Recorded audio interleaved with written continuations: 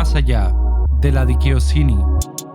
Hola, buenas, bienvenidos a un nuevo capítulo de Más allá de la Dikaiosini.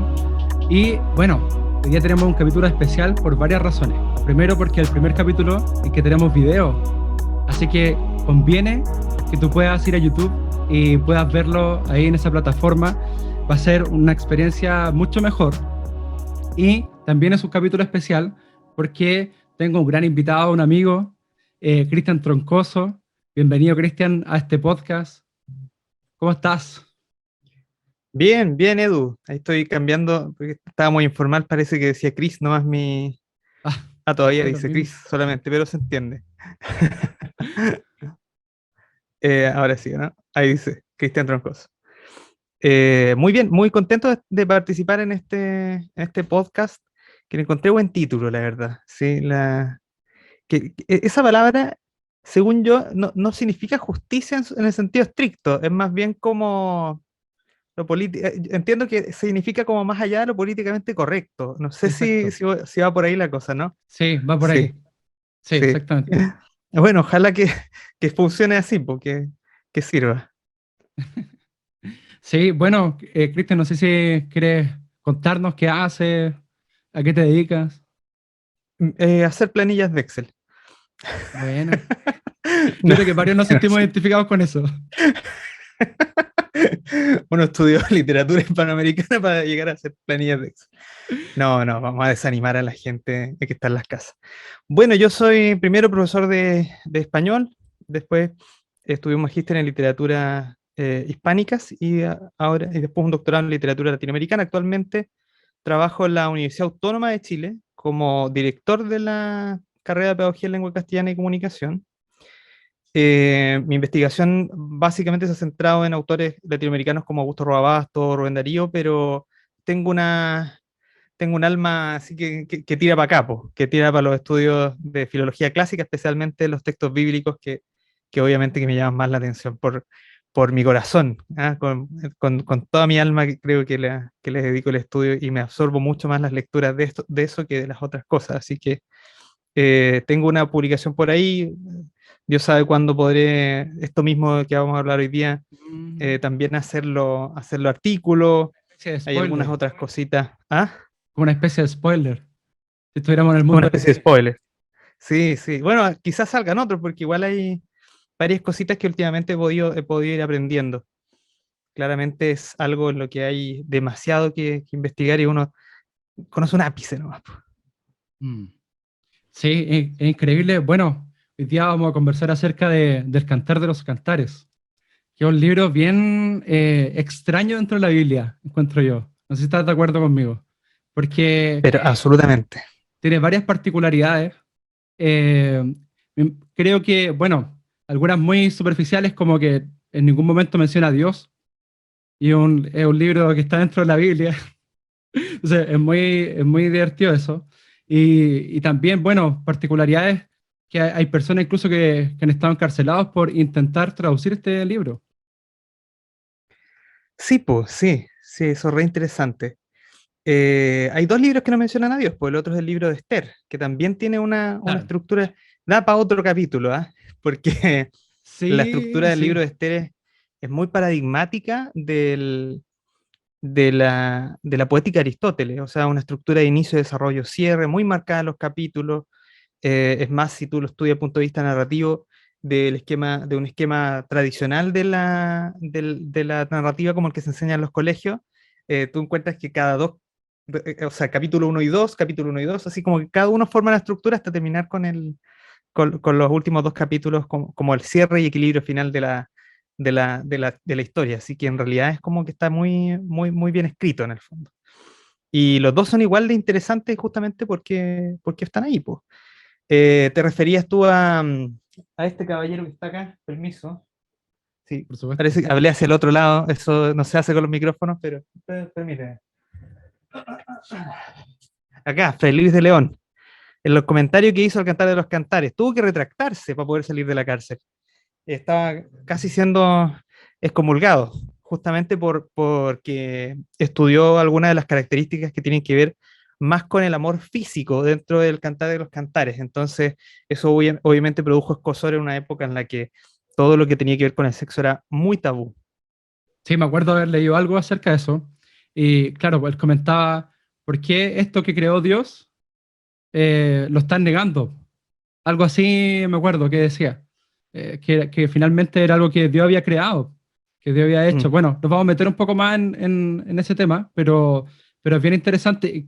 Hace ya algunos años tú me mostraste esta visión, podríamos llamarle, del Cantar de los Cantares, y para mí fue tremendo, tremendo, y se convirtió rápidamente en mi top 5 libros de la Biblia. De verdad. Qué bueno.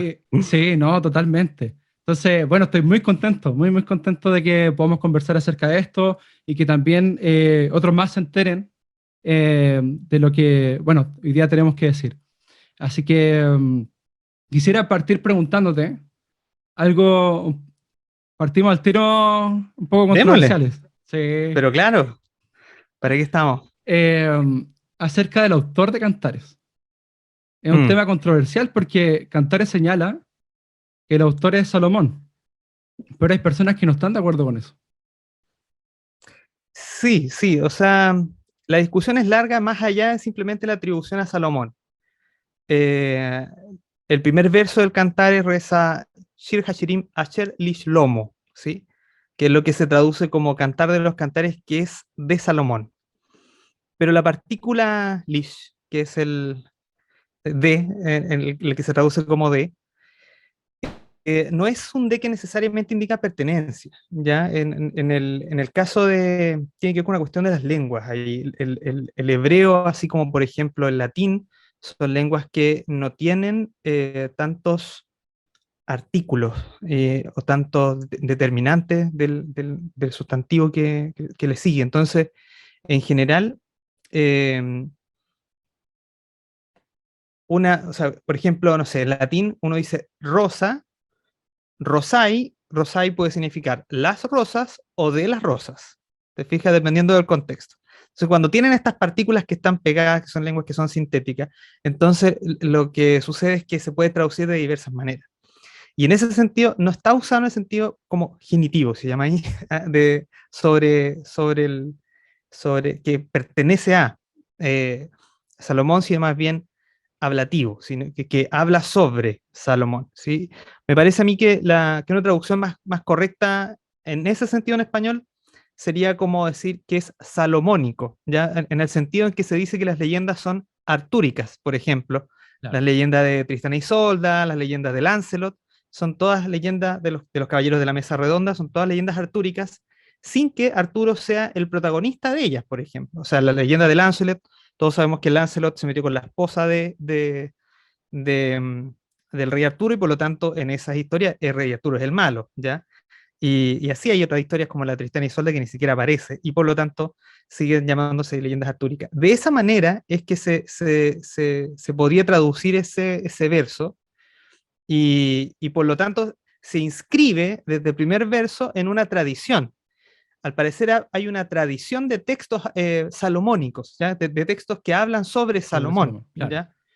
Eh, porque la figura de Salomón también fue una figura muy controversial, tanto en la misma literatura, la misma literatura bíblica, o sea, uno, excepto por Crónica, Reyes, ¿sí? El resto de las menciones a Salomón siempre son, si no negativas, neutrales pasando para negativas, ¿sí? O sea, por ejemplo, bueno, ya en los textos que nosotros llamamos históricos, se dice que él pecó porque pecó con las esposas que adoraban a otros dioses, ¿sí? Hay otra vez hay otra parte en donde se menciona que tenía muchos caballos y los caballos no son de Israel, entonces no, también eso está mal.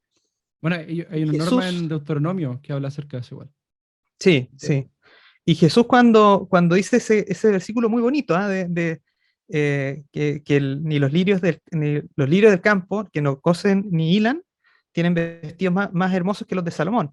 Entonces, oponiendo en el fondo la belleza de lo natural a la belleza de lo artificial, ¿sí? Haciendo una diferencia ahí, Claro. que es una diferencia que uno puede observar en términos retóricos en el Cantar de los Cantares también, en desfavor de Salomón, obviamente, o sea, tomando esa metáfora. Buenísimo, buenísimo. Sí, bueno, en general, dentro de varios círculos cristianos, quizá, Salomón es muy bien visto, sobre todo por el tema de la sabiduría, y que es algo que quizás viendo cómo el pueblo de Israel fue creciendo en su periodo, podemos decir, claro, aquí hay una buena administración, pero sí hay otras cosas, hay luces y sombras también de Salomón. Bueno, y Cantares un poco habla de algunas sombras, al parecer. Claro, claro, de este Salomón como el personaje, como el malo de la película, por decirlo así.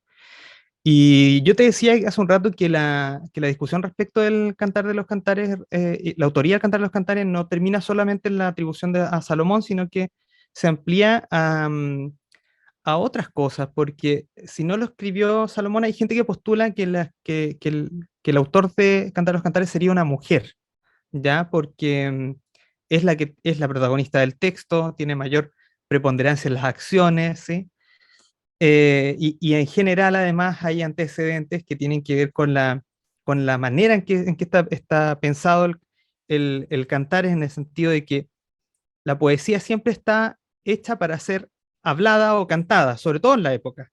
Como los antecedentes, no sé si antecedentes, pero los ejemplos más inmediatos a nuestra realidad podrían ser esas canciones como de película o de novela turca, en donde canta un solista y después le responde un coro, ¿sí? Claro. Eso, el cantar, los cantares es muy parecido, muy parecido. Esa interacción se da, que es la interacción que inicia que también el teatro en algún momento, ¿ya? O sea, eso da origen después al teatro. Pero, por lo tanto, es muy escénico, ¿ya? Está muy pensado para ser representado. Y, y en ese sentido es que se piensa que de allí podría haber sido una mujer la que es la autora, porque en general esas canciones las cantan mujeres. Hay coros ahí de mujeres que son los que actualmente tenemos. Por ejemplo, estoy pensando en las cantoras de Tetuán, que son un grupo de cantoras como tradicionales marroquí. Pero sí, bueno, eso, que por eso es que se discute que sí podría ser una mujer. Eh, la verdad es que yo no soy ni un experto en la materia, pero me inclina más a pensar que no, por la posición que tenían lamentablemente las mujeres de la época en el sentido de la producción, en el sentido de la producción artística, ¿sí? No, al menos en la historiografía sobre Israel no hemos encontrado que haya una participación tan directa, si bien tenemos una época en la que la participación era casi igual, o sea, hay jueces de Israel que fueron mujeres y profetizas, ¿sí? Y hay gente a la que respetaba muchísimo, pero claro, creo que no podría, más tiene sentido que no lo fuera, ¿sí? Pero claro, sin embargo, ahí trata sobre una mujer que es la protagonista y que es la Sulamita. Sulamita se escribe Shlomit, que si nos guiamos por esto de que los hebreos tenían, o sea, los judíos no tenían vocales, que las inventaron recién en el siglo IX para sus escrituras, solo la recordaban, es como escribir en chat, así como, no sé, TMB también, algo así. Y entonces, claro, se escribe con la misma consonante que Salomón. ¿Te fijas? Entonces se crea Salomón es el malo, Interesante. la Sulamita es la buena. ¿Te fijas? Así como es una antípoda, son personajes, es una relación especular en el fondo. Tremendo. Tremendo porque, claro, pues, la visión que se ha desarrollado por mucho tiempo, eh, el cantar es sobre la Sulamita y sobre Salomón y cómo se aman. El rey, ¿cierto? Entonces, igual es interesante como esta visión finalmente de que al final no es que aquí haya una relación, sino que todo lo contrario, son distintos, ¿cierto? Claro, eso tiene que ver con las traducciones, ¿sí? Y tú lo apuntabas muy bien, a lo mejor que lo experimentó en carne propia Fray Luis de León, San Juan de la Cruz también, entre otros de los eh, famosos escritores que estuvieron relacionados al Cantar de los Cantares dentro de un mundo muy católico.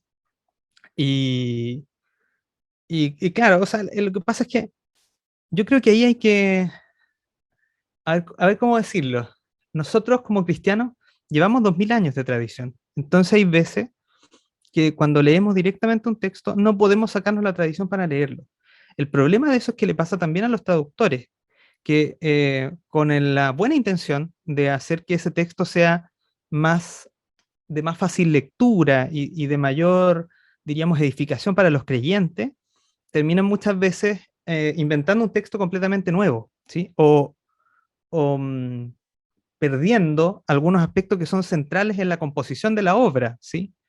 Como es el caso del Cantar de los Cantares. O sea, hay un personaje coral, que es la hija de Jerusalén, que, que claramente es un personaje colectivo y que por lo tanto como personaje coral, dentro de la estructura de la poesía bueno, hay que entender que, esta distinción típica que uno hace en el colegio de género el narrativo lírico y dramático es una cuestión muy moderna. ¿Eh? En esa época todos los textos eran para ser narrados, o sea, para ser representados y acompañados de música, por lo tanto, se puede alternar esas dos palabras, tanto narrativa como poesía. Entonces, a lo que me refería que esa poesía estaba pensada para la representación y para el intercambio el diálogo entre personajes. Sí, yo pienso que, bueno, parte de acercarse a la Biblia, porque ese es otro tema, cómo nos acercamos a la Biblia, cómo la leemos, es reconocer que uno tiene ciertos lentes que nos hacen ver la Biblia de determinada forma. Entonces, cuando uno logra reconocer eso, si bien todavía los trae, puede empezar como quizás a buscar otros lentes. Entonces, y poder leer la Biblia de distintas formas y para por lo menos lograr acercarse un poco más, que también no es fácil para, para quizás muchos de nosotros. Entonces, bueno, ese es un tema bien largo igual. Claro, claro que sí. Implica, a ver, esto de sacarse los lentes es una metáfora tan visual como la palabra revelar, ¿ya? Que es quitar el velo, en el fondo. El tema es que siempre le va a quedar un poco de velo, y siempre hay o sea, esa búsqueda es eterna, es tanto como la búsqueda de la perfección, es tanto como la búsqueda Sí, de Dios. Siempre va a haber un aspecto en el que vamos a tener que renunciar al yo, que renunciar a esas estructuras, ojo, o estructuras que a veces creemos que son súper ciertas, y que constituyen parte fundamental de nuestro ser. O sea, además es un proceso, por eso es que creo que le viene la palabra revelar a un proceso así, porque es un proceso de deconstrucción. Esta palabra que molesta tanto ahora, pero que en realidad tiene todo el sentido, sí, de deconstrucción de ciertos paradigmas que son más de la tradición que del texto. Cuando se es fiel al texto, si cuando se busca la verdad, si la verdad es Dios, entonces estamos buscando a Dios. sí, Y, y la verdad nos hace libres, que es lo interesante. O sea, si queremos, porque muchas veces y eso es perfectamente comprensible, que al buscar de la Biblia dice, pero no voy a buscar algo que me vaya a hacer dudar, y entonces mejor no busco. Entonces, como hay un miedo a que la verdad te pueda producir algo malo, en el fondo. Pero la verdad te va a hacer libre, o sea, después de eso incluso puedes fortalecer tu fe. Y eso pienso yo que es lo que pasa al acercarse de manera genuina, o sea, tratar de sacarse esos lentes que tú dices de la tradición o de la buena, sí, son buenas intenciones, pero están enfocadas de una manera que nos hace perdernos gran parte del sentido de la obra. sí. Bueno, de eso igual justamente es bueno hablar esto porque justamente el podcast un poco tiene esa intención quizás de poder soltar los tesoros que tenemos, que estos tesoros que atesoramos, que los guardamos y que muchas veces Jesús nos invita como a renunciar a ellos y seguirlo. Entonces, más allá de las estructuras, más allá de lo políticamente correcto, más allá de las tradiciones. Entonces, es bueno haber comenzado así. Y bueno, quería preguntarte, como ya metiéndonos en el texto, no sé si te parece, eh, que nos cuente un poco características, que vayamos quizás viendo algunos versos, también qué voces encontramos dentro de Cantares, como para que las personas se puedan ahí ir imaginando o ir buscándolo también. Perfecto, voy a compartir pantalla, no sé si te Sí, parece, sí, y voy a poner la presentación que tenía pensada para esta conversa. Eh, el Cantar de los Cantares, que es de Salomón, así reza la traducción tradicional en castellano. Ahí hay una de las tantas representaciones del Cantar de los Cantares en la cultura occidental. Antes, y qué bueno que estamos pasando, o sea, no vamos a cambiar mucho de tema, porque me gustaría justamente que revisar estas ideas tradicionales de interpretación de la Biblia, que muchas veces son ideas tradicionales que tienen que ver con la búsqueda eh, genuina y personal de Dios, pero que entonces, justamente por ser de tipo devocional, nos sirven para un acercamiento, diríamos, más eh, metodológicamente concreto, ¿sí? Sí tiene que ver más bien con una cuestión personal, con una revelación particular, pero no con algo que se pueda hacer, o sea, se pueda decir de todo, que esa aplicación, esa interpretación del texto aplica para todo caso. Eh, Esta es una de las ideas, que la Biblia tiene un sentido unívoco, ¿sí? Muchas veces nosotros en español hay una cosa que se nos pierde demasiado, y es que le llamamos la Biblia, pero la Biblia significa literalmente los libros, ¿sí? Ya se da cuenta uno con eso que no necesariamente están yendo en una misma dirección. Son varias cosas que apuntan hacia lados distintos, muchas veces contradictorios, y eso no tiene por qué producirnos eso no va en detrimento del texto, muchas veces va a favor del texto, ¿sí? Eh, entonces, bueno, hay elementos temáticos, sí, pero sobre todo difieren en muchísimos sentidos.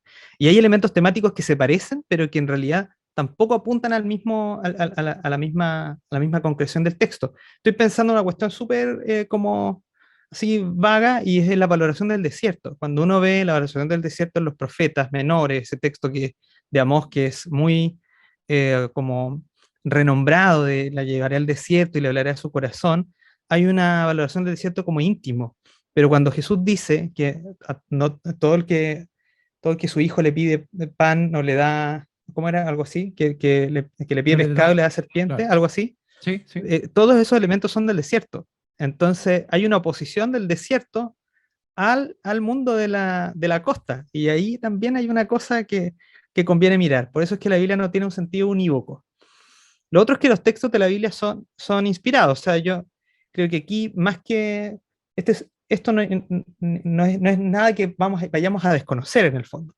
Sin embargo, la diferencia, yo puse esa imagen tradicional porque uno, cuando dice que los textos de la Biblia son inspirados, piensa en esta imagen de que todos los textos que están escritos en la Biblia por los autores que están mencionados en el título fueron literalmente dictados por el Espíritu Santo para que fueran copiados. Y no, pues si son inspirados, son inspirados. O sea, así como una pintura es inspirada, por ejemplo, por el paisaje o por una persona, entonces los textos de la Biblia son inspirados por Dios. Por lo tanto, eso significa que si la escribieron hombres, humanos me refiero, eh, entonces tiene errores. ¿Ya? Y ahí hay una cosa que a los cristianos les cuesta reconocer. En el sentido personal y devocional, la Biblia no falla, ¿sí? Sobre todo cuando uno busca de manera genuina, de verdad de manera genuina, porque muchas veces uno puede pensar que interpreta alguna cosa de Dios y en realidad se está puro engañando. Claro. Pero, pero claro, que la Biblia tiene errores, eso no es así, ¿sí? Sobre todo porque además leemos una versión de la Biblia que es muy reducida en términos de que es solo en traducción, no entendemos las lenguas en su sentido original. Una vez que incluso sepamos griego y hebreo, tendríamos que saber de lo que quiere, del contexto sociocultural de la época, cosa de también poder interpretar las palabras de manera adecuada. Entonces ahí hay un largo etcétera, pero no tampoco tendría que, eso no va en desmedro de la Biblia, al contrario, porque la noción de error es muy moderna también. O sea, la noción de historia como una narración fiel de un acontecimiento es muy del siglo XVII. Hasta hoy en día ya no se usa. O sea, hoy en día se dice, se separa la historia, ¿sí? Que es una cosa, así como la lengua, o sea, una cosa que está, que es, diríamos, es una abstracción, pero no es ninguna cosa concreta. Lo concreto que tenemos en el caso de la lengua es el habla, y en el caso de la historia, lo que tenemos es la historiografía, no la historia en sí. Bueno, pero esa es una conversación mayor. Lo otro que a mí bueno, que a mí me produce un poco de conflicto es que la Biblia tenga que interpretarse literalmente, porque esto se escucha mucho, pero se aplica poco, ¿ya? Cuando uno dice, vamos a interpretar la Biblia literalmente, y de repente empieza a aplicar, a hacer simbolismo en el fondo, decir que esto significa tal cosa, eso ya dejó de ser la interpretación literal, ¿ya? Por lo Claro. tanto, la Biblia, a ver, como todo texto, debe ser interpretado según el género, ¿sí? Y en la Biblia hay muchos géneros de texto, muchos géneros de discursivo más bien. Esa noción de texto es quizá un poco también superada. Pero, bueno, para esa interpretación, porque la noción de discurso es muy apegada a la noción de la comunidad hablante que produce ese discurso. Y por lo tanto va a ser necesario conocer el contexto de producción. Y esta es algo que yo creo que cuesta sacarse. Uno piensa que la Biblia siempre ha sido la misma. O sea que cuando Jesús habla de la Biblia, piensa, es la misma Biblia que tiene uno. Y no, pues, no, incluso las traducciones pecan un poco de eso, porque cuando hablan de la ley, algunas traducciones ponen la Biblia o la palabra. Y no, pues cuando la ley, eso es la Torá, en el fondo. Y cuando habla de la escritura o los escritos, esos son los textos, los que tuvimos, los textos que nosotros llamamos, ¿cómo se llaman? Los textos poéticos, ¿sí? Entonces, bueno, ahí hay un largo también, un largo tema que quizá queda para otras conversaciones, pero ¿en qué momento de la Biblia, cuando se dice ley o cuando se habla sobre la palabra de Dios, a qué se está refiriendo? Es algo que también produce mucha investigación. Mm. Sí, la Biblia ahí dice, la Biblia que conocían David y Jesús o Pablo son muy diferentes en el proceso de formación del canon e incluso debido a las traducciones. Claro. Y esto que yo creo que esta es una frase que, a ver, es muy antigua, me parece a mí que es de Agustín de Hipona y que la dicen hasta eh, filósofos como que apoyan la Biblia, como Paul Ricoeur, que a mí me gusta muchísimo, pero en rigor, toda interpretación necesita un intérprete. Entonces la Biblia no puede interpretarse a sí misma. En el único sentido que esto es cierto es que la Biblia es intratextual y por lo tanto textos posteriores de la Biblia citan a textos anteriores de la Biblia y establecen una interpretación sobre el mismo. Pero esas interpretaciones tampoco son del todo unívocas. Entonces, tampoco eso quiere decir que hay una sola interpretación de la escritura. Bueno, y Ahí, lo último que... Ah, sí. Cristian, perdón, ahí te voy a pedir que si puedes leer los títulos de las diapositivas para nuestros amigos que están desde Spotify, desde Apple Podcast, hay Ah, que no perfecto. se Sí, pierdan. oye, no sabía eso, perdón.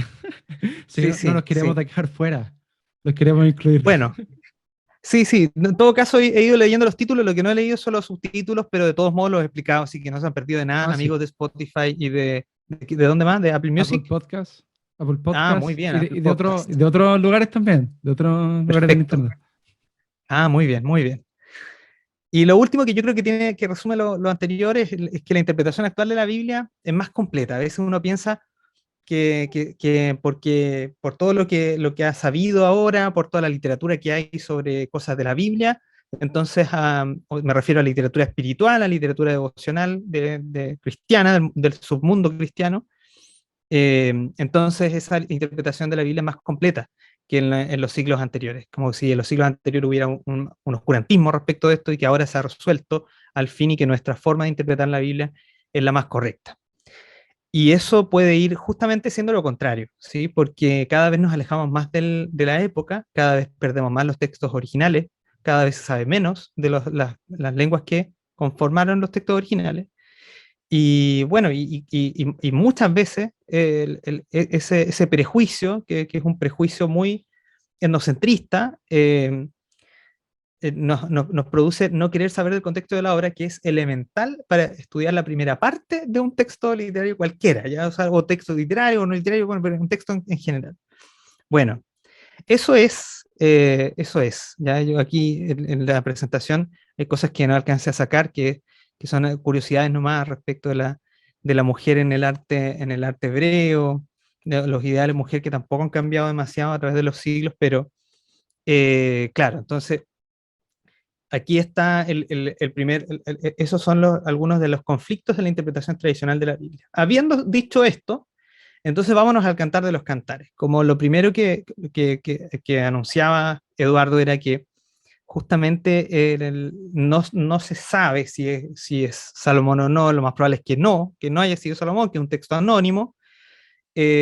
Lo segundo que uno asume normalmente interpretando el Cantar de los Cantares y tratando de buscar esas ideas tradicionales, pero viendo si tienen asidero o no, es esta interpretación teológica del Cantar de los Cantares, asumiendo, como decía también Eduardo, que hay dos personajes, a lo más tres, que es un coro de doncellas de hija de Jerusalén, pero se conforma por el esposo y la esposa únicamente, ¿sí? Para eso hace falta a lo mejor desapegarse del prejuicio que pueda tener un traductor eh, confesional, digamos, cristiano, y ahí hizo una traducción que sea un poco más académica, ¿sí? Que de algún modo es un poco más neutral y que es filológicamente más correcta.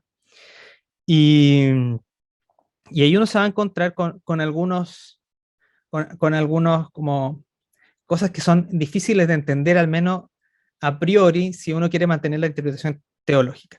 Pero ¿de dónde o sea, cuál es esta interpretación teológica? Uno piensa que si Dios es el esposo y la iglesia o el alma del creyente la esposa, entonces todas las metáforas del esposo y la esposa en la Biblia están hablando de lo mismo. Uno piensa, cuando escucha, por ejemplo, el Efesios 5:25, que hoy en día está muy en duda que lo haya escrito Pablo también: maridos, amad a vuestras mujeres, así como a Cristo amó a la iglesia y se entregó a sí mismo por ella. Uno piensa que eso es cantar a los cantares.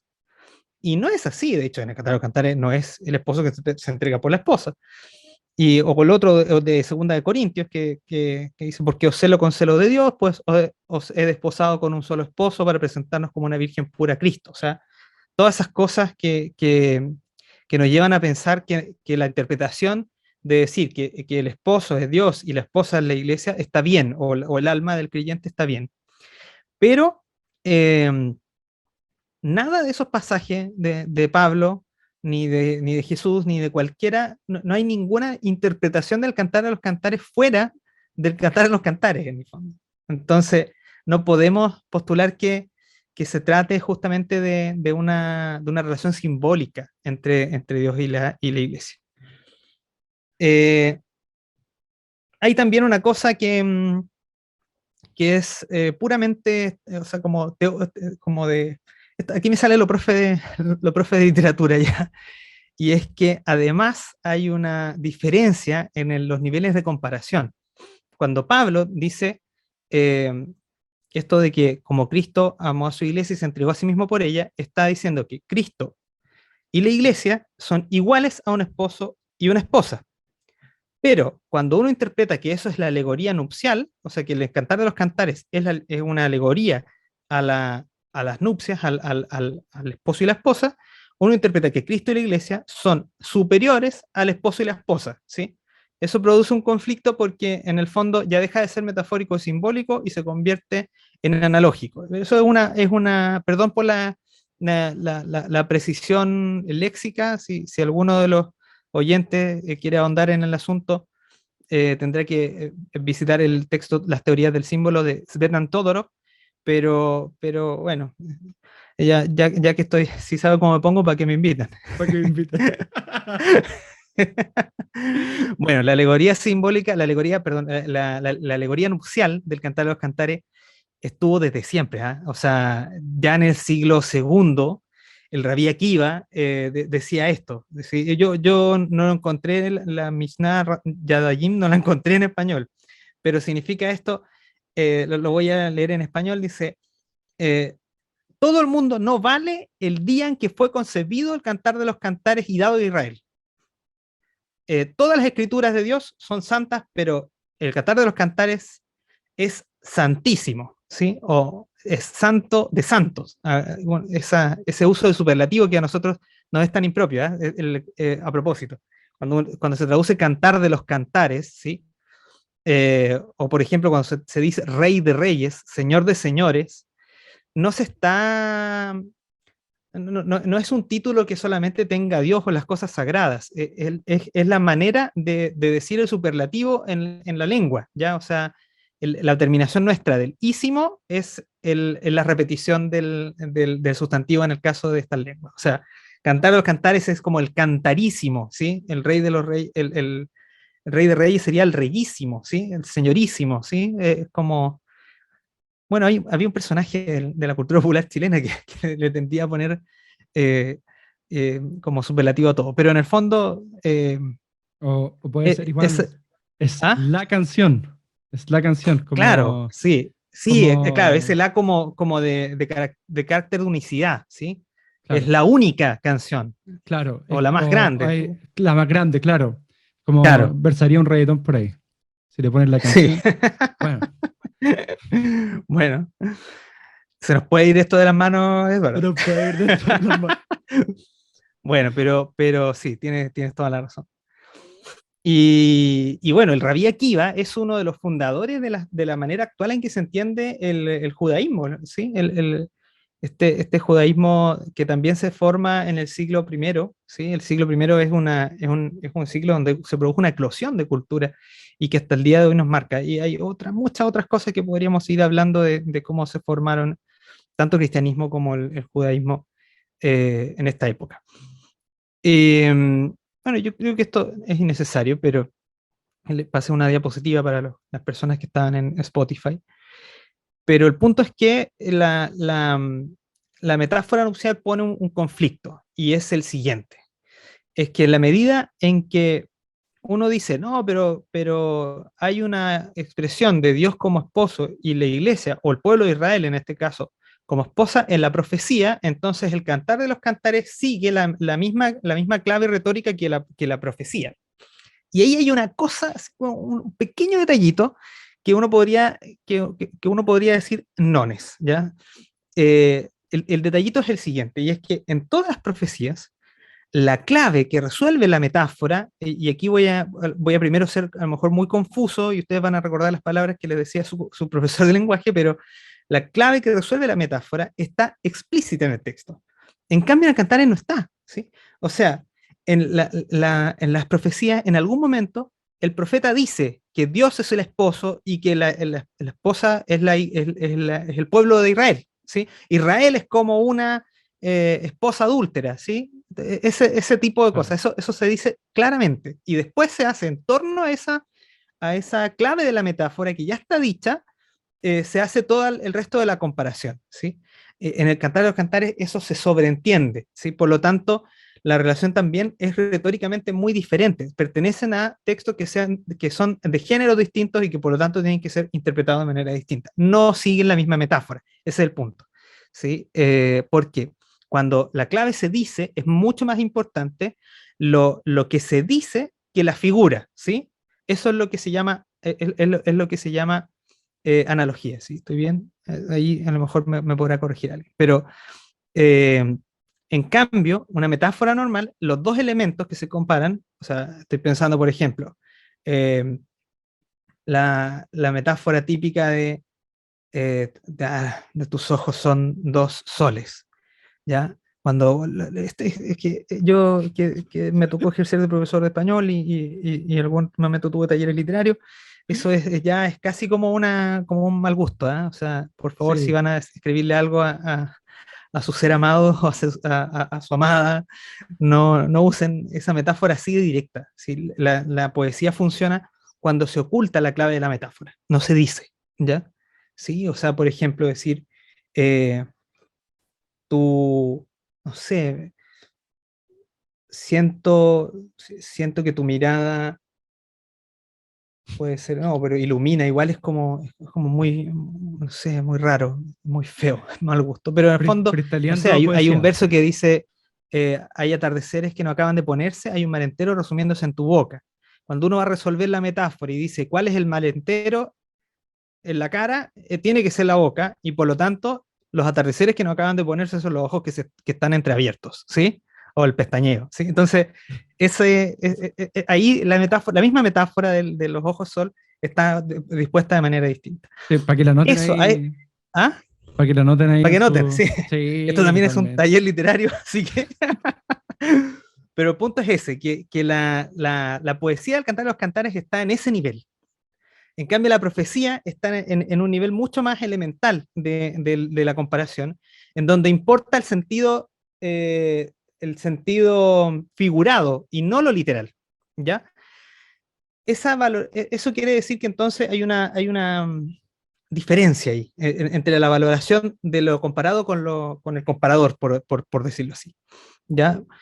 Eh, pero en el fondo, cuando uno no valora el primer elemento, o sea, el elemento A, que es el de la relación de los personajes, la interpretación, cualquiera que sea, gana más preponderancia que en la historia literal, entonces se va a olvidar detalles que son fundamentales en la historia literal. Y eso, en el caso del Cantar de los Cantares, es esto, que el Cantar de los Cantares es un texto de amor físico. Fundamentalmente ese es el tema central de la obra.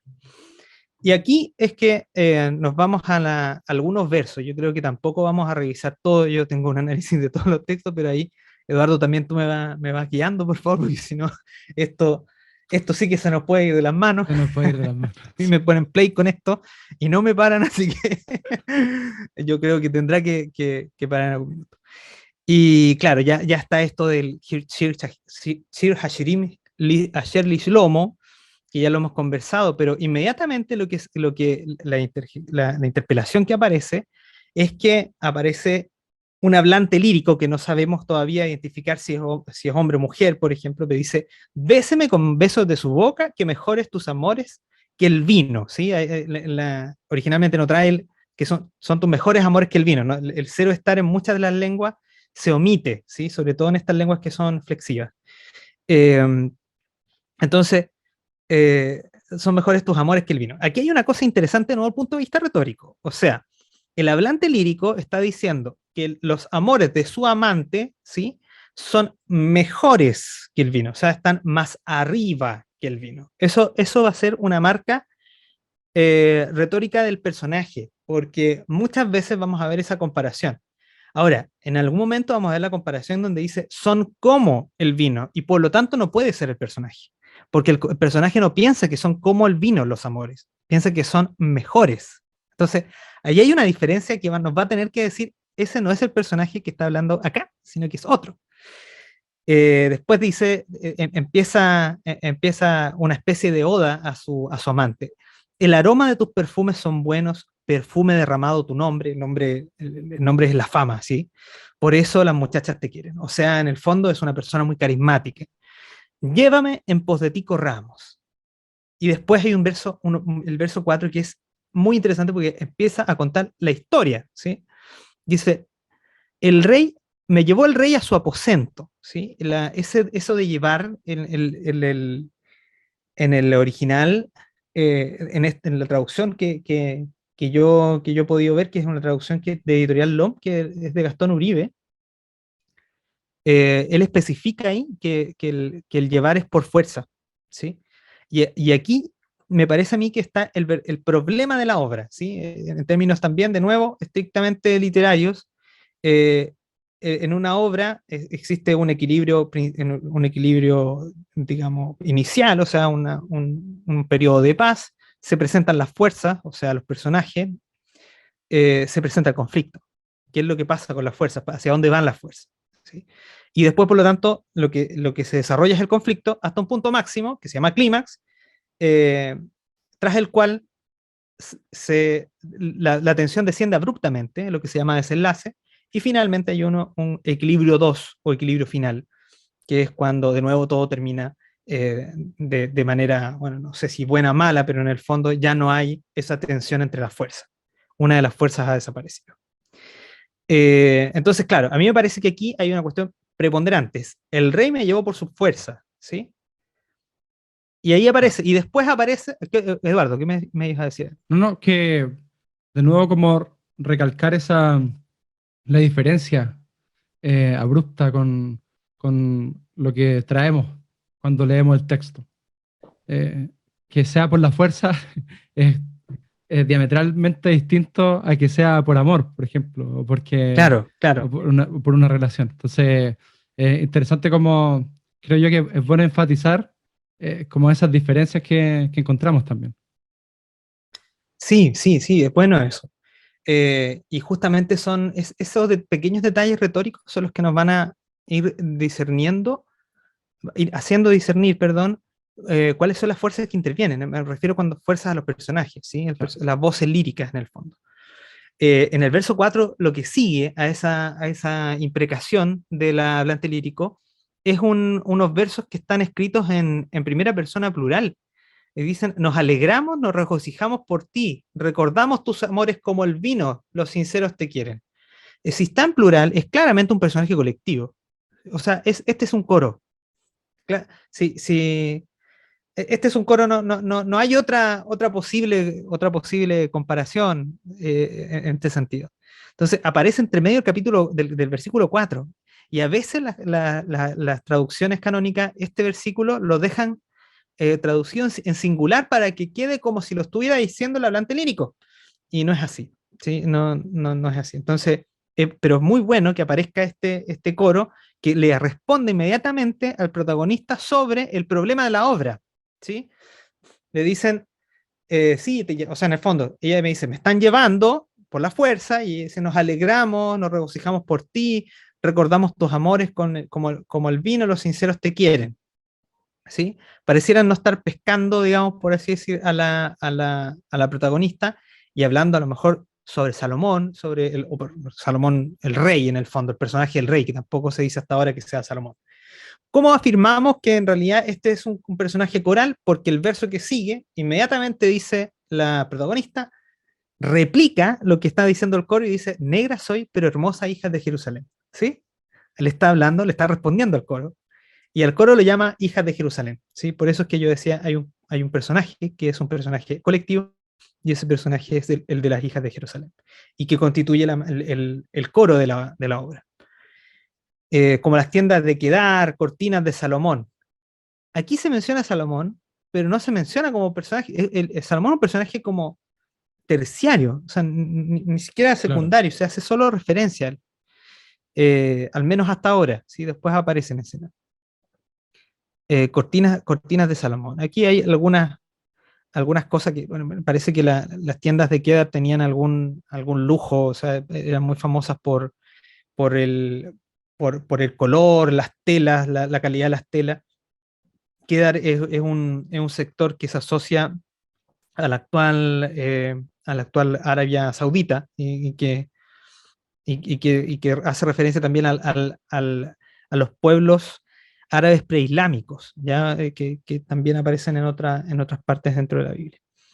Bueno, después dice, no me miren que yo sea negra, que me quemó el sol. Los hijos de mi madre se enojaron conmigo. Y ahí empieza a contar una historia, una anécdota muy interesante, eh, porque es de todo el punto de vista, o sea, es muy elusiva la anécdota, pero yo creo que en el contexto de la obra podemos después interpretarla con facilidad, porque justamente esta anécdota la retoma al final del texto. Uno que otro detalle que yo creo que es interesante es que la haya quemado el sol quiere decir que estaba afuera, que no es una princesa a priori la protagonista, sino que le ha tocado trabajar en el campo, por ejemplo, y por eso su piel se ha tostado. Eh, Después dice, cuando cuenta la anécdota que cuenta es que mis hermanos, los hijos de mi madre se enojaron conmigo, pusieronme a cuidar las viñas, mi propia viña no cuidé. Sí, claramente ahí lo de no guardar su viña, después nos vamos a dar cuenta que siempre que se habla de la viña se hace alusión a los órganos sexuales, por lo tanto, tiene que ver con una cosa ahí de guardar la intimidad, qué sé yo, eh, y que se retoma, como digo, en el capítulo 8. Después dice, di a mí, o sea, interpela ahora al amado, a quien ama mi alma, ¿dónde apacientas? ¿Dónde haces descansar al mediodía? Pues, ¿por qué de ser como una prostituta velada tras los rebaños de tus compañeros? Eso no es difícil de entender para nosotros que tenemos ese intertexto, ¿cierto? Lo de la prostituta velada, el caso se me fue cómo se llama, pero es de Jacob y la esposa de su nuera, o sea, la esposa de su hijo, su nuera, no, no era Agar, era, bueno, ya, pero se me fue. Yo que ya decía que no era difícil de interpretar para nosotros que teníamos el intertexto, pero eso no fue el intertexto. Pero esto de que Jacob se acuesta con su nuera porque no le dio la sucesión que correspondía y por lo tanto se estaba quedando con la plata, y en el fondo ella se disfraza de prostituta, yace con él y después como garantía toma algunas de sus prendas y se las muestra frente a toda su familia para que se dé cuenta que ha dormido con ella. Bueno, pero aquí hay una cosa interesante también. Se nos entrega un detalle muy relevante, que no es menor, y es que el amado de la hablante lírica es pastor, no es rey. Sí, fíjense, o sea, está describiendo dos personas que están muy fuera de la nobleza, ¿sí? Claro, cuando se interpreta esto desde el punto de vista alegórico tradicional, se dice, no importa que esto no coincida. Para establecer la diferencia, una alegoría de las tradicionales, que también aparecen por montones en los talleres literarios, es cuando la gente dice las perlas de tu cara, ¿sí? La cara no tiene perlas en sí, entonces el sentido literal de eso es absurdo. Solo su sentido eh, figurado tiene de alguna manera algo para interpretar. Lo mismo pasa con esta forma alegórica de verlo. Nosotros entonces, claro, revisamos el texto y decimos, no importa que no coincida, que no sea rey, que sea pastor, porque en realidad lo que importa es que es Dios, ¿sí? Pero no, tenemos que primero, todo texto se interpreta primero literalmente y después de manera figurada. Por lo tanto, primero tenemos que encontrar un sentido de lo literal.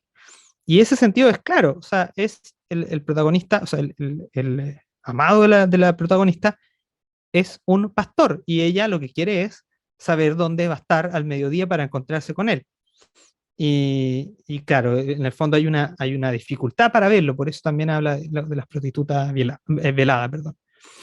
Eh, si no entiendes para ti la bella entre todas, sal tú misma, en las huellas del rebaño tus cabritos apacientas, junto a las tiendas de pastores, ¿sí? Aquí aparece la primera intervención del amado. Le responde justamente por lo que está preguntando el hablante lírico principal, y le dice, bueno, tú no entiendes que si no sabes dónde estoy, sal tú misma con los cabritos y ven a las tiendas de los pastores, ¿sí?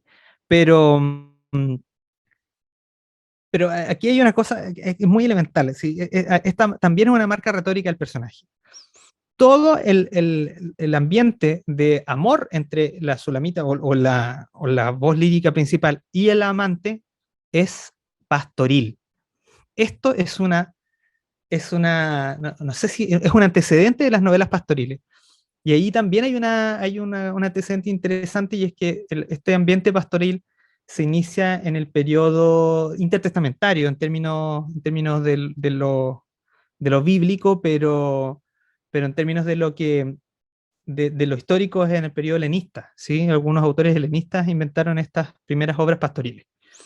Y por lo tanto, claramente aquí también hay una alusión al periodo, ¿sí? En el que pudo haber sido escrita la obra. Y después el personaje dice otra cosa. Mire, esto es lo que yo les decía respecto de los detalles retóricos de la obra. Dice, a mi yegüita en los carros del faraón he comparado de mi amada, lindas tus mejillas, con sartas de tu cuello, con gargantillas.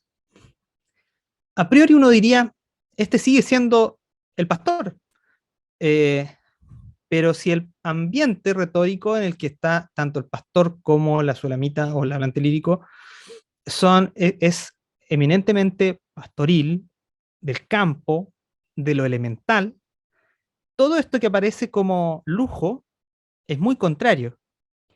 Y por lo tanto uno podría inferir que esto lo dice otro personaje, ¿sí? Un personaje que, por ejemplo, está más acostumbrado al lujo. Y ahí a lo mejor la conexión es más directa con el rey, con Salomón. Fíjense que después incluso en el versículo 11 dice, adornos de oro haremos para ti con adornos de plata. Otra vez un personaje colectivo que responde al último personaje que aparece. Pero fíjense que en este primer capítulo ya tenemos el problema y las fuerzas que intervienen en la obra. O sea, está muy ordenado esto. Y para terminar el capítulo, están estos últimos versos que cuentan más acerca del problema de la obra.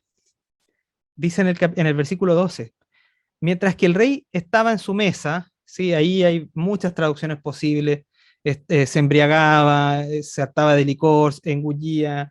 Hay otros textos que dicen estaba resolviendo los asuntos del reino, otros que decía estaba en festín, no sé, bueno, muchos, porque en realidad la palabra es sentada, se sentaba, o sea, y claro, el gesto hace alusión a fiesta en el fondo, siempre es de motivo de celebración. Dice, mientras el rey estaba en su mesa, mi nardo dio su aroma. Ya hemos identificado que en el caso de la viña se trata de una alusión a los órganos sexuales. Aquí también hay una alusión directa a la excitación sexual, ¿sí? O sea, ella se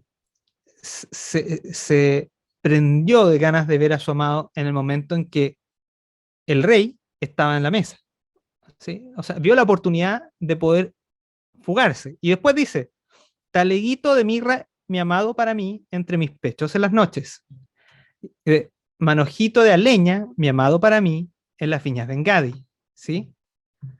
Está diciendo algunas de las cosas. Bueno, primero hay una cuestión figurativa en el fondo de que las viñas de Engadi, o sea, en Engadi hay como montecitos, habla de las curvas del cuerpo de la mujer, eh, y una imagen muy bonita, ¿cierto? Del abrazo, ¿sí? Entre amantes, pero está hablando del encuentro de los amantes en las viñas de Engadi en las noches, ¿sí? Sí, eso es. Se escapaba al final. Se escapaba, eso es Sí. todo. O sea, se escapaba para encontrarse con su amado en las noches en las viñas de Engadi. Y después aparece eh, de nuevo la voz que alude a los elementos eminentemente naturales. Dice, mira linda, mi amada, linda. Fíjense, esas reiteraciones no, son tan poéticas y sin embargo tan sencillas, ¿eh? Que es lo que caracteriza retóricamente al pastor. Tus ojos como palomas. Mira linda, amor mío, también deliciosa. También nuestro lecho es propicio. Vigas de nuestra casa de cedro, obra torneada de abeto. ¿Sí? Está hablando del cedro y del abeto que constituyen la casa donde se encuentran. O sea, esto es todavía una alusión al encuentro furtivo en los bosques entre el amado y la amada, ¿sí? Y por lo tanto aquí ya el verso 17 del capítulo 1 nos queda muy configurado lo que la historia que se va a desarrollar, ¿sí? De hecho, aquí también, a mí, al menos según un punto de vista que estoy interpretando, eh, hay una disputa académica interminable y es sobre si el Cantar de los Cantares es un texto compilado a partir de o sea, compilado de distintas poesías que las juntaron, o es un texto único que fue compuesto de una sola vez y añadido algunas cosas de manera posterior. Y la verdad es que a mí me inclina esa segunda opción, a pesar de que académicamente está más famosa la otra, ¿sí? La otra. Y me inclina esa segunda opción por esto, porque yo veo que hay una coherencia entre lo que se dice que va a ocurrir en términos de problema narrativo y lo que finalmente ocurre. Yo no sé si vamos capítulo a capítulo, Eduardo, Yo creo que sería o nos saltamos. bueno, sí, saltarnos e ir puntualizando Sí, ciertas cosas que tú creas que sería interesante. Me perfecto. imagino que todo es muy interesante dentro de, pero sí, Sí, quizás puntualizar ciertas cosas.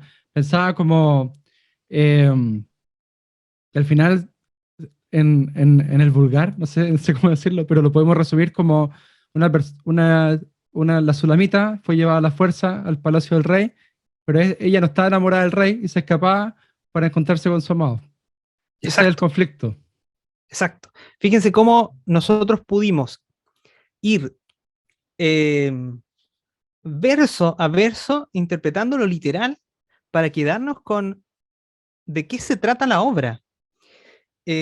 Al margen de que, bueno, a mí me interesaba que el capítulo uno fuera así de exhaustivo el análisis, porque es el que fija la pauta. O sea, hay el Claro. capítulo 2 3 4 a lo mejor vamos a puntualizar unas pocas cosas del capítulo 8 recién. Pero, ¿qué es lo que apunta esto? Y aquí de nuevo me va a salir lo profesor de castellano, lo profesor de español, y es que eh, uno no está acostumbrado a leer la literatura desde lo literal hacia lo interpretativo, ¿sí? En el colegio, de hecho, yo he visto errores garrafales de profesores que dicen, en la intención de transmitir ese gusto por la literatura, dicen, no, la literatura es lo que ustedes quieran que es, lo típico que se dice, la literatura es subjetiva. O sea, es subjetiva en el momento que trata del sujeto y de las afecciones del sujeto, pero en cuanto a su interpretación, no tiene demasiados márgenes, sobre todo porque hay ciertas interpretaciones o sea, no toda interpretación es válida, toda interpretación es posible, pero no toda interpretación es válida. Y ya con eso matamos un pájaro grande de un solo tiro, porque las interpretaciones que son válidas son aquellas que van acorde con el contexto de producción. O sea, yo jamás podría interpretar que donde dice flor en realidad dice tierra, si nada del contexto hace alusión a la tierra, ¿sí? Entonces, ese tipo de cosas nos suceden siempre leyendo textos también bíblicos, que buscamos inmediatamente el sentido alegórico, el sentido espiritual, diría Agustín de Hipona, o San Agustín. Yo siempre digo Agustín de Hipona, eh, porque, bueno, es un gran referente Agustina, porque toda la teología actual es puramente agustiniana y no ha variado nada de lo que dejó el siglo V. Pero el punto es que no le digo San Agustín porque no creo que haya sido tan santo, digamos, él mismo lo escribió en sus confesiones. Pero ya, al margen de eso, el punto es que eh, esa, esa forma él decía sentido espiritual, decía que tenían las cosas un sentido literal y un sentido espiritual, porque según él no se decía nada, pero uno por el espíritu entendía, o desde su espíritu entendía lo que se quería decir. Y a eso eso es el sentido figurado en realidad, más que espiritual. Sí, bueno, Pero claro, nosotros... ¿Ah? sí, no, quizá te estoy cortando, pero sí que me llama la atención igual, también que todo este análisis lo hace desde el texto y, por ejemplo, se pueden identificar voces en relación a las comparaciones que hacen. Sí, Encuentro genial. Y tú le denominabas de una forma especial, pero el contexto que tiene, no sé, pues, un pastor es diferente al contexto que tiene el rey. sí, Entonces, sí, y desde ahí el personaje hace sus comparaciones y hace su halago, ¿cierto? A la Sulamita. Entonces, sí. encuentro, bueno, el, creo que es importante que nosotros podamos eh, quedarnos un tiempo más cuando leemos algo. O sea, podamos, yo sé que también uno estudia para esto, que hay una formación que te permite ver cosas que quizás a muchos se nos pasan, pero creo que es bueno también quedarse un tiempo más y preguntarse por qué se escribe de la forma en que se escribe, por qué Mm. se está contando de la forma en que se cuenta. Son preguntas que nos podemos hacer como para partir eh, en los estudios, bueno, de este libro y de otro tipo de libros que están en la Biblia. Sí, sí, eso es muy cierto. Yo creo que todo se traduce en esto que es una cuestión elemental y de colegio, y es que primero hay que entender lo literal. Y de ahí pasar a lo interpretativo. O sea, y entender lo literal no significa buscar muchas traducciones, porque las traducciones están mermadas también por una buena intención que termina ocultando algunos sentidos. Sino que dice eso de ir al texto original, como tú decías, a la obra misma. Bueno, una que otra cosa que puede ser a lo mejor destacable es que en lo progresivo del desarrollo de la obra se explicita el sentido sexual, pero de manera muy, muy interesante. O sea, hay un texto que dice, que es muy famoso, el Cantar de los Cantares, y dice, me llevó a la casa del banquete y sobre mí enarboló su amor. Sí, la palabra enarbolar es lo que se enarbola son las banderas, ¿sí? O sea, ahí claramente hay una alusión fálica de la excitación del hombre y es muy íntima en el fondo. O sea, todas las imágenes son muy íntimas. Acá también, en el capítulo quinto, yo duermo, pero mi corazón vela, voz de mi amado llama, abre mi hermanita amada, mi paloma intacta, que mi cabeza está llena de rocío, mis cabellos con la llovizna de la noche. Me he quitado mi vestido, ¿cómo me lo pondré de nuevo? Dice el hablante lírico. Lavé mis pies, ¿cómo voy a ensuciarlos? Eso a veces también significa que ya ha lavado su parte íntima y que por lo tanto no va a ir a recoger a la amado porque la llama porque ya está lista para acostarse, en el fondo una cosa así. Eh, Además que hay que entender que si el rey la ha llevado a su alcoba, Salomón tenía ¿cuántas esposas? 1000 esposas, entonces estaba dentro de un harem. Y obviamente dentro de un harem no puede salir cuando el amado le dice, ya, ven, trae tus pastores, porque no puede salir. En el fondo, escápate conmigo. Claro. Y tienen estos encuentros furtivos. Acá habla otro encuentro furtivo. Dice, mi amado metió su mano por la abertura y mi vientre se excitó por él. Es, es, es, pero muy, muy, muy explícito esto, o sea, en alusión a la intimidad en la pareja. Y eso se va dando de maneras progresivas y abundantes. ¿Ah? No, yo no voy a ahondar ahí, pero lo que quiero sí, bueno, a lo mejor en el capítulo 7 hay una cosa que es una curiosidad entretenida, y es que aparece otro personaje coral. Eh, Voy a leer esto nomás, ¿ya? Que en el capítulo 7 empieza diciendo, vuelve, vuelve la Sulamita, vuelve, para que contemplemos a ti. ¿Qué han de ver en la Sulamita? Algo así como en los campamentos. Qué lindos tus pies calzados, hija de príncipes. Bueno, ahí me acordé de algo. La juntura de tus muslos es como joyas labradas por manos de artífice. A ver, ¿dónde están los muslos? Eduardo, ¿dónde están los muslos? Eh, las piernas. Ya. ¿Cuál es la juntura de los muslos? ¿Cómo? ¿Dónde se juntan los muslos? No se juntan los muslos. Entre piernas. O sea, aquí, aquí está hablando del trasero, básicamente. O sea, le están diciendo que tiene buen trasero. Tu Perdóname, vientre Cristian, es y que después. yo no me fijo en esas cosas, entonces no las conozco.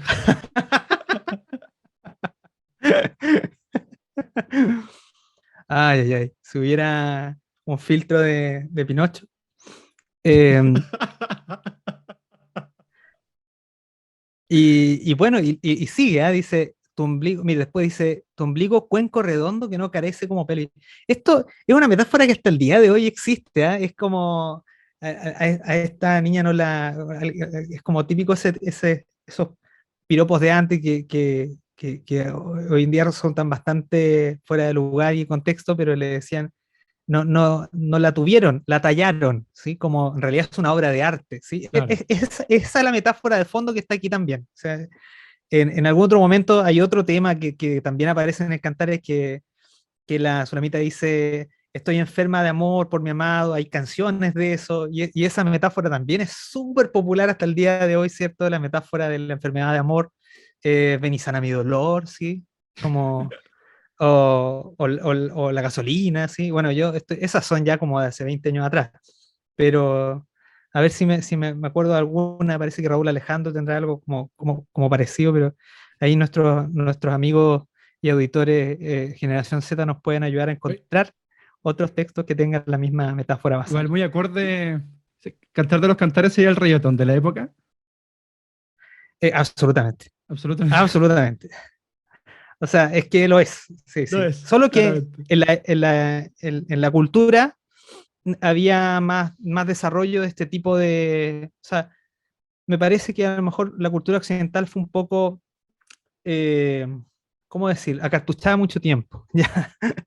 Y de alguna manera esto ya estaba en la cultura oriental, sí se celebraba mucho la voluptuosidad de los cuerpos, etcétera.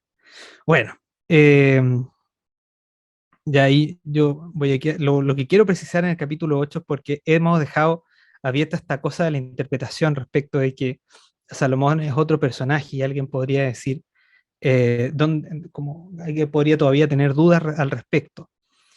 Y, y el capítulo 8 es claro en respecto de esto. Si, por ejemplo, empieza en el capítulo 8 diciendo la hablante lírico, la Sulamita acá, ya vamos a decirle Sulamita, pero en el capítulo 6 aparece su nombre. Eh, si fueras hermano mío, criado a los pechos de mi madre, con vehemencia al encontrarte te besaría y no me despreciarían. O sea, en el fondo está quejándose porque no puede encontrarse con él y llegar y abrazarlo y besarlo porque está prometida. Si en el fondo todas las imposibilidades de la amada estar con el amado es por el tema de que está prometida en un harem. Te conduciría, te llevaría a la casa de mi madre, que me instruiría, te haría beber vino aromatizado con jugo de granadas, ¿sí?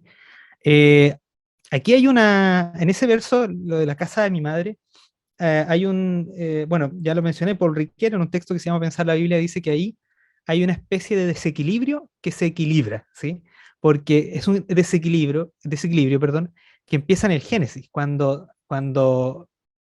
dice en la Biblia que por esto el hombre dejará a su padre y a su madre y se unirá a su mujer. O sea, el hombre sale de la casa del padre para llegar a la casa de la madre de la mujer. Entonces ahí es como un arco que se cierra, de alguna manera, punto de vista retórico.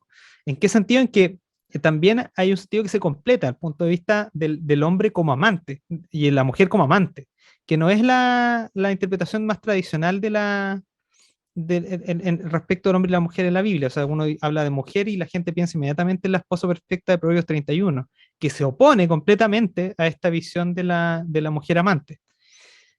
Bueno, pero esa harina de otro costal, diríamos. Y después dice, bueno, su izquierda bajo mi cabeza y su derecha me abraza. Qué hermosa manera de escribir el estar cucharita, ¿no? Eso es. No, una manera más coloquial de decirlo, En buen pero chileno. una imagen, son imágenes muy íntimas, muy como preciosistas en ese sentido. Fíjense cómo también, de nuevo, el profe de lenguaje, se puede hacer poesía con cosas muy sencillas. Aquí no hay ningún adjetivo rebuscado, ¿sí? Ningún verso como paya, sino que es una pura imagen. Júrenme ustedes, hija de Jerusalén, que no lo excitarán, ni despertarán en él amor hasta que él le plazca, ¿sí? O sea, en el fondo, cuídemelo, no me vengan a, a levantar al novio, no sé, eso de Pellizcar la levantar. uva, dirían por ahí. ¿Ah? A pellizcar la uva. Claro, no me pellizque la uva, sí, sí, sí. Podríamos hacer una traducción en chileno del Cantar de los Cantares, ¿ah? Sí, sería bueno, ¿eh? Oye, Estemos cucharitas, no me pellizquen la uva, no, estamos bien, vamos bien. Sí. tenemos varias expresiones que podríamos utilizar. Pero claro, sí, sí, estoy seguro. Y después aparece, fíjense, termina eso de la Sulamita, y después aparece un personaje coral, o bien otro personaje que puede ser bien un espectador, etcétera, pero dice, ¿quién es esta que viene del desierto, que se reclina en su amado? Fíjense, o sea, no es ni el amado ni la Sulamita, es otro personaje. Y después, inmediatamente, después de esa exclamación, viene un parlamento de uno de los personajes que dice, bajo el manzano te desnudaré, allí te concibió tu madre, allí la que dio a luz. O sea, como que es muy escénico esto. O sea, aparece un personaje que orienta la visión de los espectadores hacia un sector en particular, y en ese sector en particular vienen los protagonistas de la obra, y el protagonista, o sea, el amador, le dice a la mujer esto: ponme como sello sobre tu corazón, como señal sobre tu brazo, porque fuerte como la muerte es el amor. Ya, aquí empieza lo interesante de la obra respecto de interpretación sobre Salomón, pero antes quiero decir que esto es podría parecer casi hereje, porque esta expresión de ponme como señal sobre tu corazón y sobre tu brazo, eso es la Biblia, ¿sí? O sea, es Deuteronomio. Deuteronomio dice que el pueblo de Israel tiene que poner la palabra de Dios como señal sobre su corazón, o sea, como señal sobre su brazo. De ahí que los judíos sacan esto de estos aparatitos que se ponen en las manos, en la frente, etc. Entonces, en el fondo acá, la forma de intimidad es tan fuerte que queda tan arraigada en el amante como la Biblia. Fíjense que la comparación es muy al revés. Uno piensa que es Dios que está usando el amor para ejemplificar algo. Y parece al revés, es que Dios está usando algo para ejemplificar el amor, en el fondo, porque de alguna manera un hombre o sea, o en el caso de este tiempo, ¿cierto? Un hombre no está llamado solamente a ser el padre idóneo, sino que también un amante que tenga tanto fervor de su esposa como de la Biblia. Sí, por ahí va lo que a mí me llama mucho la atención de la potencia de este pasaje. Después dice, porque fuerte como la muerte es el amor y cruel como el sepulcro los celos, carbones encendidos, fuego que tiene la llama más ardiente. Esta es la única parte en donde uno podría decir aparece la palabra Dios, ¿sí? Pero es en realidad la contracción, Yah, ¿sí? Es Shahebetiah, ¿sí? Que es la llama más ardiente o la llama de Dios, ¿sí? Esa es la única vez que aparece la palabra, pero en realidad ni siquiera es o sea, es en realidad una raíz de una palabra, no está presente Dios en la obra. Y aquí está parte de lo que afirma la idea de que en este texto de Salomón es el malo, porque dice, las muchas aguas no podrán consumir el amor, ni los torrentes ahogarlo. Si diera un hombre todos los bienes de su casa por amor, completamente acarrearía desprecio sobre sí. Aquí está hablando de una cosa súper propia de la época, o sea, los matrimonios en la época, por los matrimonios se pagaban dotes, ¿sí? La estrategia de Salomón de casarse tanto no era una pura cuestión lasciva, sino que también tenía muchas finalidades diplomáticas. Recordemos que los casamientos eran una estrategia diplomática para establecer relaciones entre dinastías y, y por eso también se pagaba. Entonces, de alguna manera, aquí se está criticando al matrimonio por arreglo, ¿sí? O algo que es, para mi gusto, es muy vanguardista en la época porque defiende el amor por afecto, o sea, el matrimonio por afecto, ¿sí? O la relación por afecto y no por conveniencia. Eh, y después dice, a ver, por acá, que antes de aparecer porque después aparecen los hermanos que resuelven la metáfora que abríamos hace un rato en el capítulo 1 respecto de la viña y lo que mandaron a hacer los hermanos, etcétera. Pero al final aparece el final queda abierto porque el último parlamento, los últimos versos los dice la Sulamita, y dice esto, dice, mi viña está delante de mí, las 1000 para ti, Salomón, y 200 para aquellos que guardan y logran su fruto. Ya resolvimos que la viña está aludiendo al sexo y al decir las 1000 para ti, 1000 es el número de la esposa de Salomón, o sea, afirma el vínculo sexual entre el verso y Salomón. O sea, mi viña o sea, yo estoy aquí, mi cuerpo está acá. Tú quédate con tus esposas y 200 más para los que están contigo, ¿sí? Pero parece ser que de alguna manera ahí reafirma la, la posibilidad de agencia. A lo mejor estoy siendo como muy críptico con esto, pero me refiero a que reafirma a la mujer su capacidad de decisión sobre a quién elegir como amante. Pero ojo, bueno, y ahí no vamos a tratar este tema porque dice que no lo alargaríamos. El final queda abierto porque no queda junto al amado. Lo que suele parecer que ocurre en el desarrollo de la obra es que se juntan, no se pueden juntar, se juntan, no se pueden juntar, el pastor le insiste, el amado le insiste que se vaya con él, que se arranquen y que no vuelvan más, y ella tiene miedo porque en realidad está prometida, es el rey, o sea, está ahí, y cuando aparecen esto, en el capítulo 7 cuando aparece este coro que celebra el trasero de la Sulamita, ella en un momento como que revienta y dice, no, yo ya estoy casada, así como yo soy de mi amado es mío, ¿sí? Eso es. Y, y entonces ahí, de alguna manera, reconoce al amado, ¿sí? Y por lo tanto, ahí queda libre de acción, ella de poder ejecutar otra cosa. Pero parece que para ese momento el amado ya se había ido, porque miren lo que dice, termina así, tú que habitas en los huertos, compañeros escuchan tu voz, que yo te oiga, apresúrate, amado mío, y vuélvete como cabrito, o como ciervitos nuevos por los montes aromados, ¿sí? Ahí queda. De alguna manera es como que actúa a tiempo, si no actúa a tiempo podría llegar a perder, algo así, Claro. ¿sí? Pero Buena. Ah, queda ahí, sí, ¿sí? queda ahí, sí.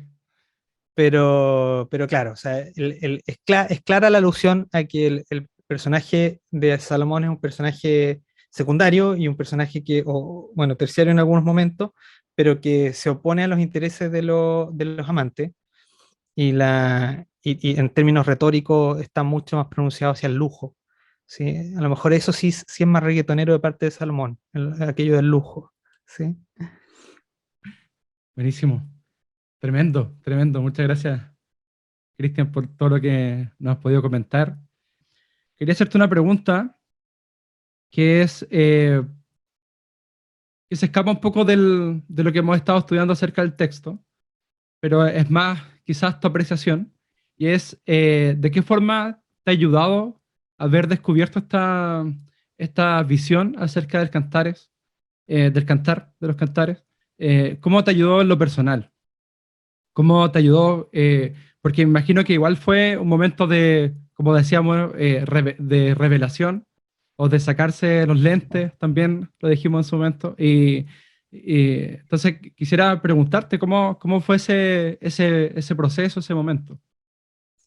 Ah, bueno, yo creo que las magnitudes del descubrir estas otras cosas en el cantar de los cantares fue que cambió radicalmente mi manera de percibir a Dios. O sea, es el punto, que uno descubre de pronto que esos lentes te hacen hacer imágenes de Dios, ¿sí? Ideas de Dios. La palabra idea y la palabra imagen descienden de la misma palabra en griego, eidon, eidos, ¿sí? Sí, alguien me dirá que no es exactamente la misma, pero es bien probable que la raíz etimológica en griego sea la misma, ¿ya? Eh, por lo tanto, o sea, ya esto es una aventura, pero en el fondo sí hay una cierta relación entre la idealización y la idolatría, ¿sí? Sí, por imagen. Y yo recuerdo que cuando me encontré con esta traducción, todo partió por esta traducción que yo encontré que no es una traducción canónica, o sea, que no es una traducción de alguien cristiano, es la traducción de un filólogo que además era poeta y por eso le gustaba mucho el cantar. Estaba en la biblioteca viva y de repente me senté y miré para el lado y había entre los textos un cantar de los cantares. Ah, y dije, a ver, lo voy a mirar. Y empecé a ver las notas al pie de página, empecé a ver las traducciones, o sea, la traducción del caballero y dije, wow, esto es muy distinto. Después vi que la NTV parece que traduce muy parecido a esto, ¿ah? O sea, que tanto Sí, denostan, la verdad es que en esto es muy útil de cerca, sí. y, y rescata mucho del sentido como eh, representativo, o sea, representacional más bien de la obra. Pero claro, de ahí obviamente que lo primero es que, ¿pero cómo esto va a ser tan sexual? O sea, ¿por qué esto no se hace? Así, el sexo es para la procreación, o sea, ese tipo de cosas. Hasta que en mi perplejidad lo comenté con unos amigos y una de las amigas dice una frase que yo creo que me cambió un poco que hizo caer ese velo de alguna manera. Me dijo que cuático que sea tan, o sea, que Dios encuentre tan santo el sexo que escribió un libro de la Biblia sobre él y que nosotros eh, o sea, estemos tan, digamos, perdidos con eso que como que lo manchamos, ¿sí? Lo volvimos algo oscuro, lo volvimos algo negativo, ¿sí? Y de ahí que entonces, claro, empecé a mirar esto con otros ojos y obviamente que a partir de eso otras cosas. O sea, Claro. por ejemplo, al encontrar esta estructura claramente narrativa y por lo tanto sigue un esquema muy aristotélico, también me di cuenta que la fecha de datación no podía ser la misma que tradicionalmente se entiende. Y que tendría que haber sido más en un periodo donde hay más influencia griega, por lo tanto el helenismo le viene pero de perilla, más encima el género también es de la época, o sea, ahí también uno va haciendo caer algunos esquemas que en general los tiene recontra archi asumidos en principio, pero yo como te digo, creo que también además yo crecí en un contexto muy...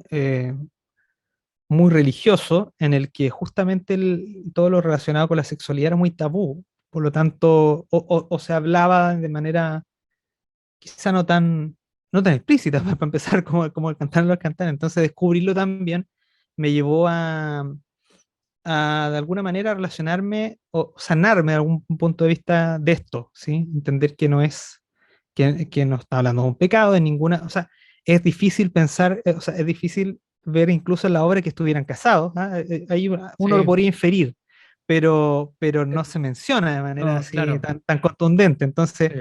igual hay cosas que están súper, o sea, son difíciles de asumir desde el punto de vista de su concepción, de una concepción occidental del siglo XXI, pero de algún modo sí cambió mi manera de ver a Dios, de ver su revelación y a mi vida po, también. O sea, esos esquemas y paradigmas lo he hecho por tierra. Buenísimo. Una última pregunta es, ahora sí que sí, ahora sí que sí. Dale nomás.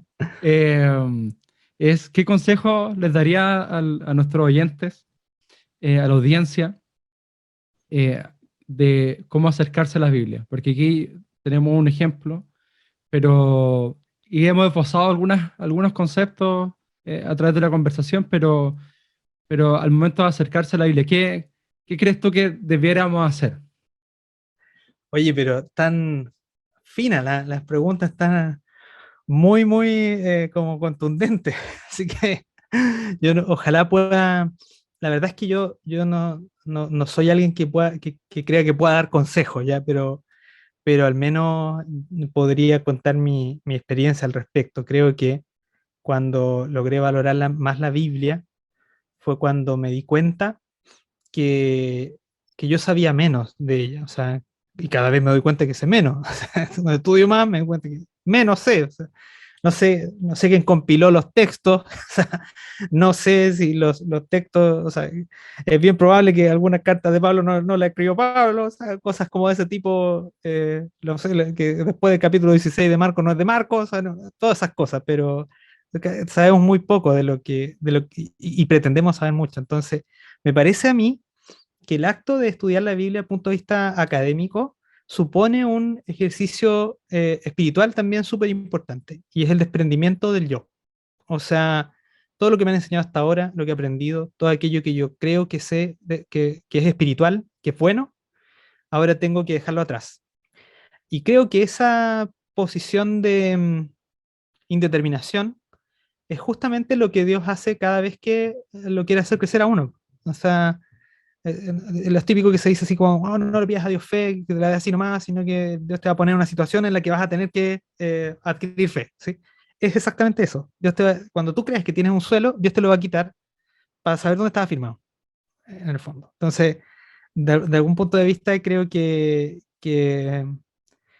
al menos para lo que me ha servido esto es para eso, ¿sí? Porque de algún modo también me ha traído muchos problemas, o sea, obviamente que una interpretación o sea, este tipo de interpretaciones desde el punto de vista académico muchas veces se entiende como ataque o de alguna manera herejías incluso, pero en realidad están tratando de llegar al centro de la obra y rescatar aquello que también que Dios tiene a través de eso, pues eso es lo interesante, que si Dios es la verdad, donde lleguemos a la verdad no solamente vamos a ser libres, sino que lo vamos a encontrar a él. Así que no sé si un consejo, pero al menos me parece a mí que es una disposición afectiva, una disposición espiritual a, a que lo que venga puede cambiar mi concepción de lo bueno y lo malo, ¿sí?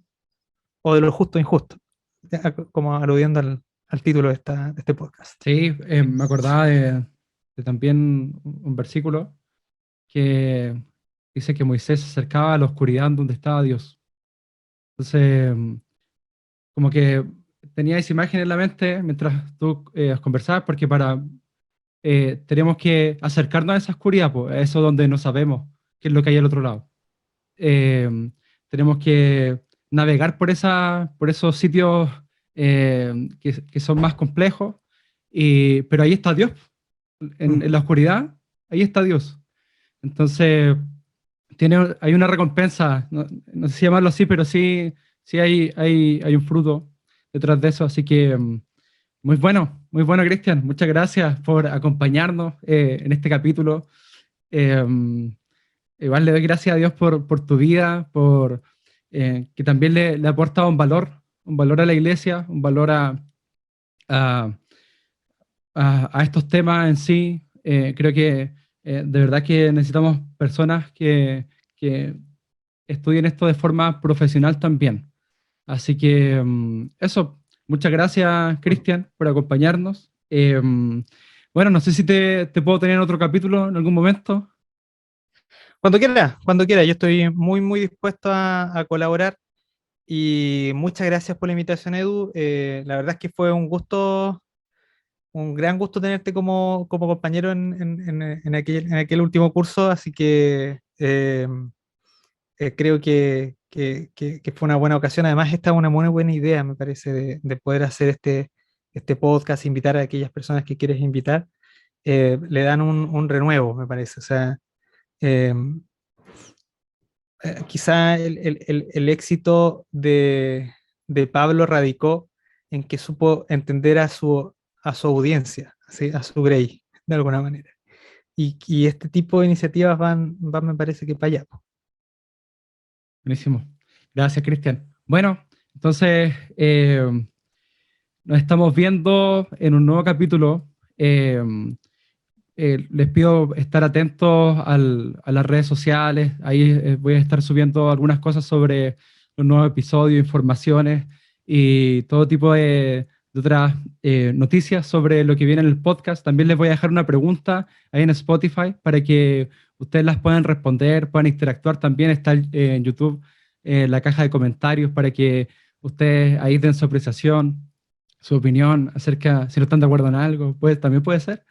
Así Pero claro, que, bien, despedimos este episodio y les damos las gracias también por estar hasta este minuto del podcast. Que tengan una muy buena semana y nos estamos viendo o escuchando. sí. Chao, chao, que estés muy bien. Chao.